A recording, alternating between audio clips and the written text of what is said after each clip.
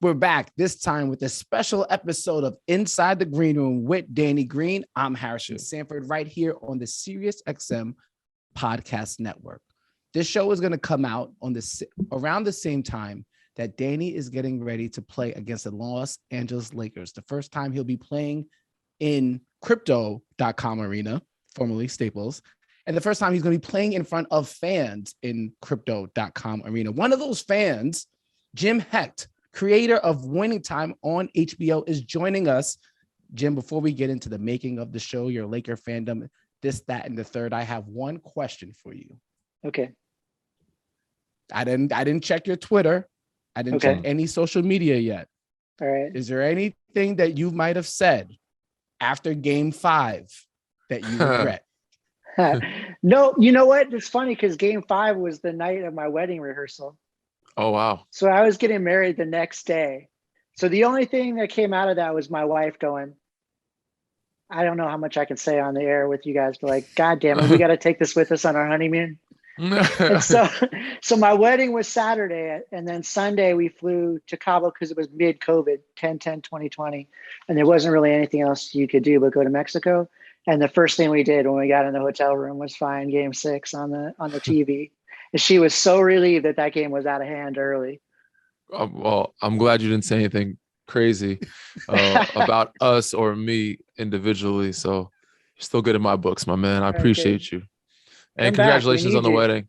They a little need more than me, man. It's rough right now, but I'm hoping that, AD gets back and helps turn it around, because it's going to be a weird playoffs, a weird league without seeing those guys in the West fighting against some of the top teams in the playoff series. Well, hopefully we'll see you in June. You never know. I've seen crazier things happen. You've seen crazier things happen. Speaking of things that we have seen happen, this show on HBO, Winning Time, it's actually the first show that you're creating. Correct me if I'm wrong. I've thoroughly enjoyed it. Mind you, I'm not a film critic. I know Danny's been keeping. I am. I've been following, and I am a fan, and I'm a lot more critical than Harrison. I watch a lot of. I'm a movie buff.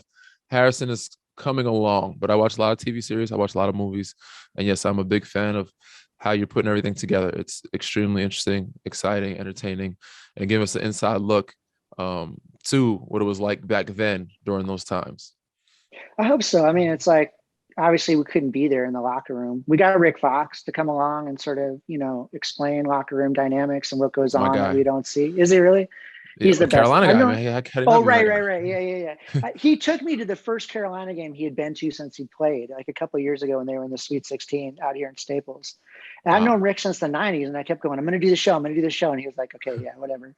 And so when it happened, my first call was Rick Fox, bring him along. And interestingly enough, when I introduced Rick to Max Borenstein, who was my co-creator and the showrunner on the show, we went to a restaurant that Rick took us to in Brentwood, and the next table over, Jeannie Buss and Linda Rambis.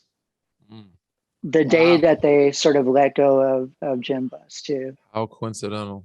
Yeah. Wow. I will give us a little, I guess we kind of got a chance to chop it up before we got on air and give the fans insight to you. Give the fans and the people listening a little bit background on you. Why the Showtime Lakers? When did you become a big fan? How'd you grow up? Where'd you grow up? And what made you so passionate about this project? Well, at 6, when I was 6, Magic Johnson came to LA fresh off of that game against Larry Bird and Indiana State. And it was a big deal. I mean, one of the things that my dad and I have always bonded over was sports. My dad likes to say fan is short for fanatic. And there was always somebody screaming at a ref on TV when I was a kid growing up. And so when I was 6, like I keep this has been here on my desk for 20 some years. When I was 6, my dad took me to the Westminster Mall. I stood online for 2.5 hours, and I met Magic Johnson. And the best days of my life as a child were when we would drive up the 405 and the Forum came into view, and he would do like mystery car ride. Where's the car taking us? He wouldn't tell us where we're going. So, and my dad's the kind of guy too that he would buy the seats like a row or two from the ceiling. Where you could touch the ceiling. So this is the first time getting, so being down close is the first. So I was a huge fan. So when I heard about the book, I was in not a great place in my life. I was going through a hard breakup. I was not doing well professionally. It was just kind of the lowest moment in both ways. And I had this thought, like I was doing this meditation stuff because someone was like, "You're depressed, get into meditation," and I had this thought, like, you got to stop trying to make the show that you think other people want to watch and make the show that you would want to see. And then on top of that, it was like, you got to stop doing stuff that you like and only do stuff that you love. Because when I like something, it's no fun. I'm not good at it. I'm depressed. I'm anxious. I don't know what I'm doing. I do a bad job. But when I love something, it's just enough to get me through to get it done. You know what I mean? It's still hard, but it's enough to push it through. And that next day, I was listening to Max and Marcellus out here on 710 ESPN. And they said this book was coming out. They had Jeff Pearlman on the radio. So I was first in line at Book Soup the next morning when the doors opened. I bought the book. I read it by 11. I called my agent. I said, I want to do like Friday Night Lights for the Lakers in the 80s. And he was like, Jim, this is the thing that's going to be written on your gravestone. And so it sort of just went from there. I called Jeff Pearlman, flew out, showed up on his doorstep Easter Day, 2014. I brought a tomato, a block of chocolate, and a bottle of non-alcoholic wine. That's a hell of a combination right there. A tomato, a box of chocolate, and some wine. Is that what you just said? Yeah, that's what it was. I was like, what's the weirdest stuff I can bring to this guy's house? And he was just like, he had other books options, like nothing, nothing happens with it's all BS. And so he was like, yeah, sure, take a shot. And didn't charge me anything. And and here we are 8 years later, finally getting the thing on TV. And it's so weird. I'm sure you were anxious those 8 years to get it on screen. During that process, I'm sure you're just waiting. What is that process like? It was a lot of ups and downs. I mean, there was a lot of times I always thought this was going to happen exactly the way that it happened, which is weird. Like I have a thing that I brought with me when we pitched the project, and it says on it, it's like we did a thing where the billboards would be on Sunset when people drove to work. And even though we got the title wrong, it says Showtime. I had Adam McKay on it. I had HBO. I had it on the exact building that the billboard ended up on, and it says March 4th on it. And the show premiered on March 6th. So 7 years ago, it just gave me chills when I figured out that it was actually like almost. You actually predicted March. Manifested it. Wow. Just like randomly. And so everybody's like, you'll never cast Magic and Kareem. That was a big reason why people said no. How did you, and that was my next question. How did you find someone? How did you find your cast, the guys that you picked? Pretty good. You're very close to them. You're spot on. How did you how hard was it to find them? How did you find, Quincy, Isaiah, and Solomon Hughes? We lucked out. And by the way, one of the first things we did when we cast Quincy was we took him to Oracle for Game 5 of the Golden State Toronto series. Mm-hmm. And Rick walked him around when you guys turned the series around. We were just walking around the court that whole day. And you just see this kid who, when we cast Quincy, he had an IMDb page, but it was blank. It had a student film on it that he had done, not even the credit, just the film. Wow. His Instagram had 264 followers. I took a picture of it so I could just remind him every now and then. I don't think Harrison knows what IMDb is. IMDb is an app that has all actors, actresses, you see how he's acting, Jim? Look up. I'm just making sure that you know this. And for those who are listening, and sorry, continue, Jim, please. You're better off not knowing. Jim, give me one second. Danny, wait till I ask this next question. You're gonna see.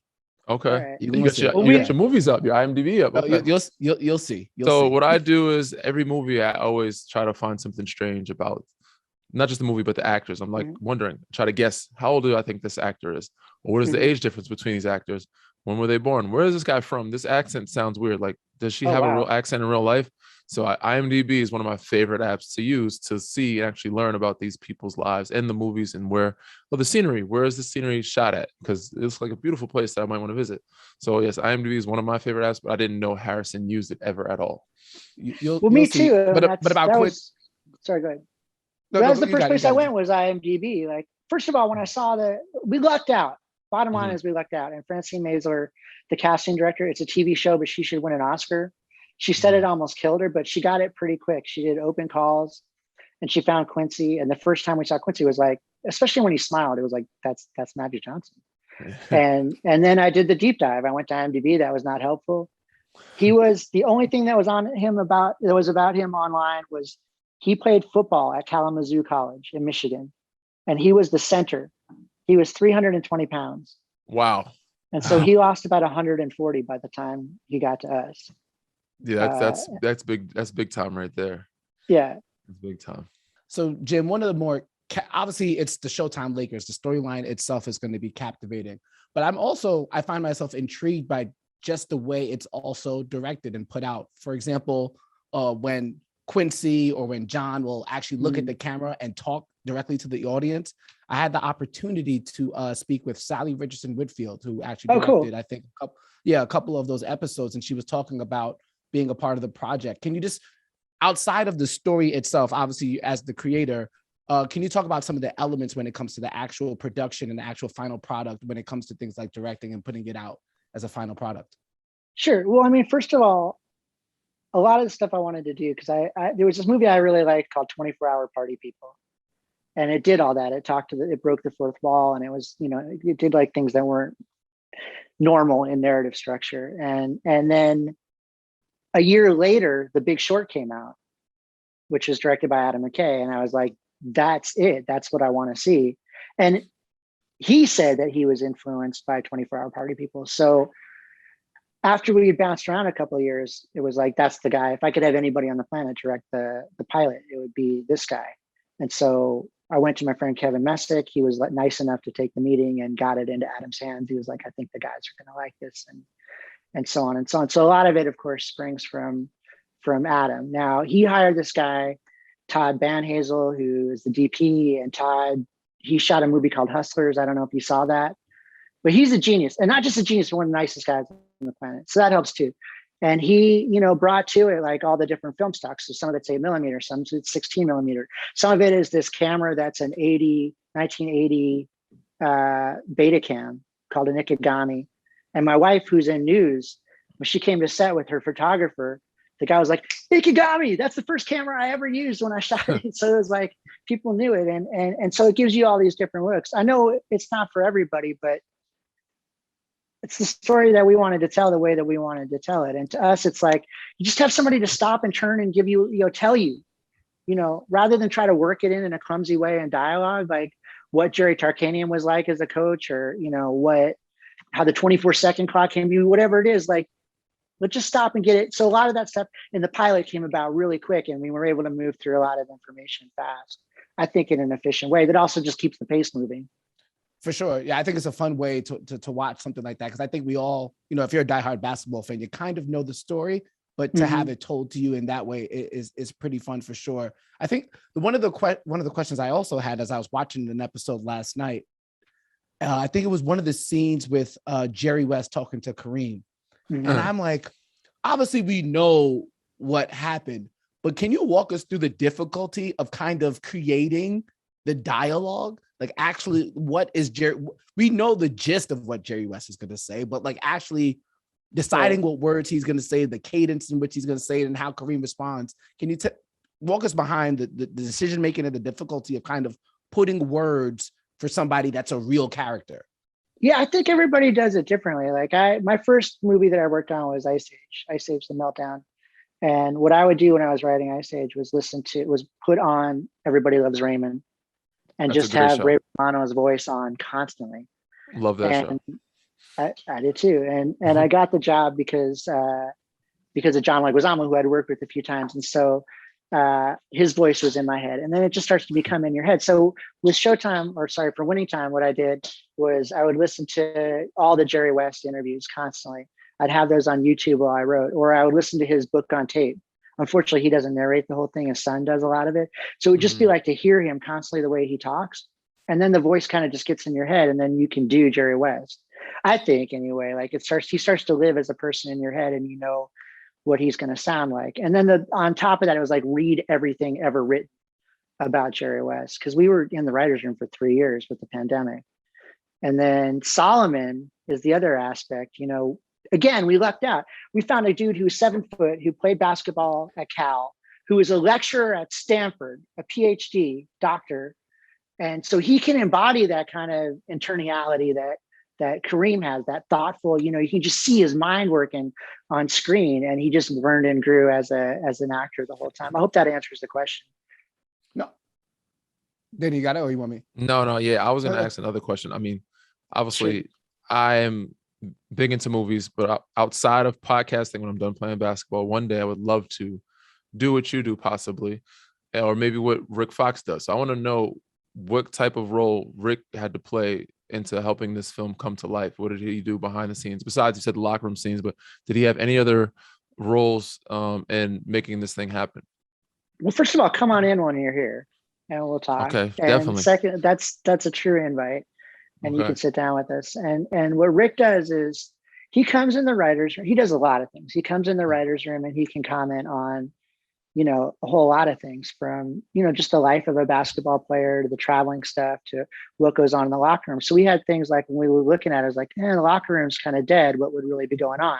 So I talked to Rick for like 2-3 hours. He's like, okay, this guy would be over here in the bathroom. This guy's taping up, this guy's, so he would be able to say what everybody's doing. And you can direct 10 different guys to do 10 different things in the locker room. And I think that's why the locker room scenes are so lively. And Rick also comes from, he's done Oz, he's done a lot of stuff. So he's like the perfect conduit of that. So he's in and out throughout the process. We just were talking, because we're writing season 2 now, hasn't been picked up. It's not official, but we're writing as if it was. And we deal with, Magic had an injury. So like what goes on in an athlete's head, someone like Magic Johnson, when there's an injury. Like I was at the game the other night, sitting pretty close, and it's so much stimulation. I mean, I guess you're probably used to it, but it's just like overstimulation on a massive level. It makes me think, like, what happens when those 20,000 people are gone and you got to just like be by yourself? And so we were trying to like work through that out. How does Magic react to now he's home all of a sudden and there's no cheers and no fans? Wow. Oh, that's awesome. Well, thank you for the invite, man. I'll definitely show up one of these days. When season's over, I'm back in LA. I'll come check it out. Before we get out of here, speaking of the talents of storytelling and entertainment, there's been some pretty notable Lakers fans who attend games.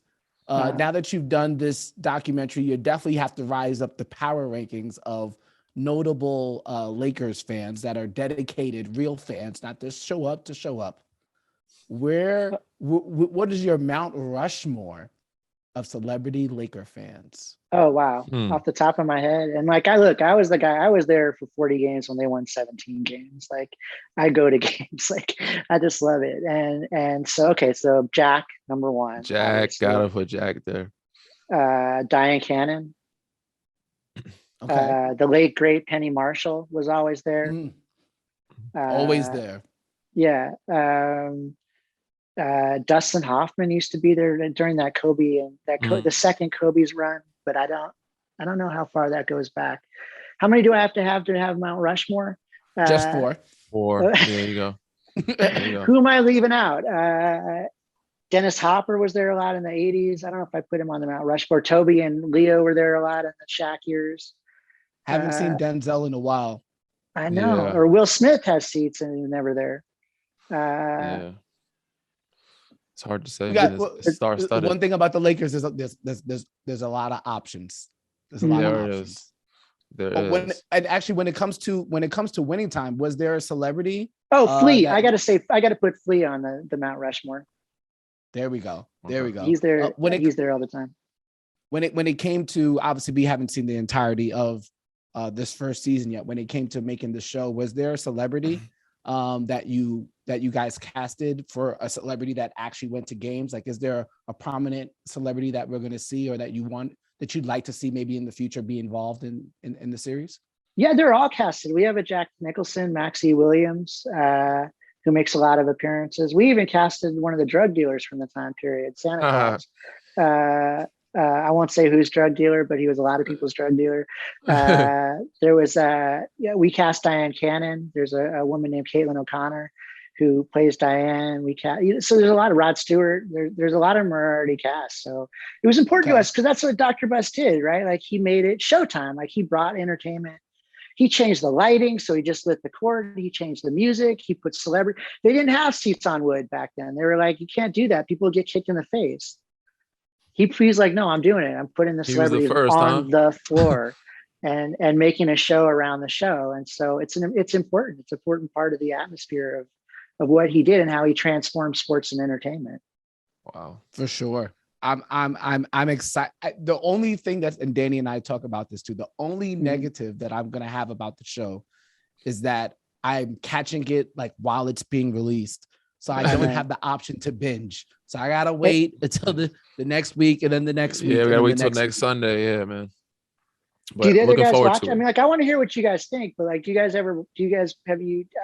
watch it in the league? Like, that's what we always wonder is like, I asked a we haven't couple of heard guys. anything. So I watched it. I think a couple of guys have talked about it briefly, but I feel like a lot of people like to wait until there's a couple of episodes out to like binge watch it a little bit. Mind you, there are some other things that people watch. There are other things that people are tapping in or catching up on. Randomly, we have a lot of guys that do podcasting, so they have to watch a good amount of stuff too. But yeah, some of the guys have talked about it briefly, but they're enjoying it. But they said they're waiting. We're looking to see how it pans out. We're excited and waiting for the next episode just to see the direction that it continues to go in. But so far, very good reviews that I've heard about it, and everybody. I was talking about it at dinner, and randomly the neighbor at the dinner table was like, "Oh, you talking about the Lakers show?" He's like, "I love it." Like, we just randomly had another conversation with a dinner table neighbor about it. So people are definitely talking about it and loving it. So I was like, "Yeah, that's crazy. This is gonna be a good one." That's so weird that it's just even out there. And just the basketball is really important because, like, one of my favorite shows as a kid, like it or not, was The White Shadow, which they kind of got the basketball right because they cast basketball players. And so we hired this dude, Edon Ravine. I don't know if you ever come across him, but he's a trainer out in the East Coast. He worked with Chris Paul and a lot of people.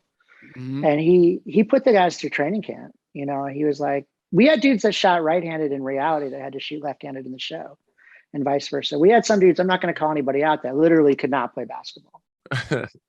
I'm sure that happens. Yeah, I'm sure that happens more often than you think. More often than none, actually. But we yeah, so it was important for us that it looks like, because to me, it was like they never get it right. It never looks right to me on screen basketball.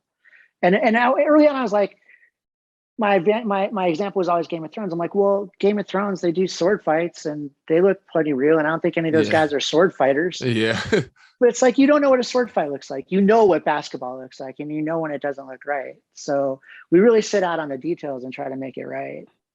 I hope we do. I don't know. You have to tell me. Doing a good job so far, but that's with the cameras, the angles, and the different types of play you guys do with the technology. I'm sure it'll come out fine. But when I watched it, it looked very realistic when I saw him play the pickup game. Good. That he it's in the second one or the Cookie's little boyfriend. That's based on a true story. Spoiler alert, but yeah. Magic was embarrassing Cookie's boyfriend during the time. I felt for my man. He was just trying to be a good church going man. You know, he was just trying to take care of his lady at the moment.